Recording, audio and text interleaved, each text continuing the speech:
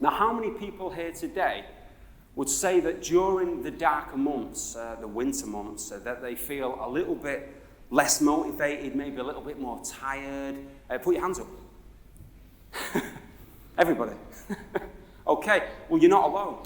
That's called seasonal, we have a word for it, seasonal affective disorder, and it affects around 30% of adults in the UK a year. And there's a reason for that. There's a reason why people get that. The reason for that is that serotonin relies heavily upon vitamin D for its manufacture and its distribution.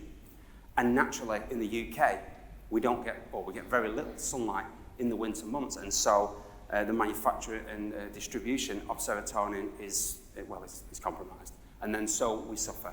Now, interestingly, years ago, I've been very well now, consistently well, for about 12 years, and a number of years ago, I was feeling a little bit lack of motivation, a little bit tired, a little bit sluggish, and I'm a very mindful person. I know where my mind's at, so I knew it wasn't that.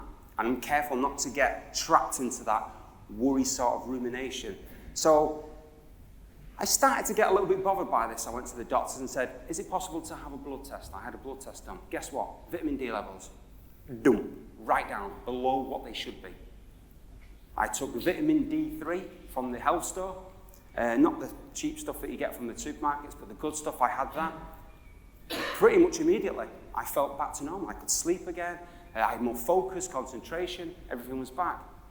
Now, I went back to the doctors and I had a blood test. Guess what? Vitamin D, bang, straight up there.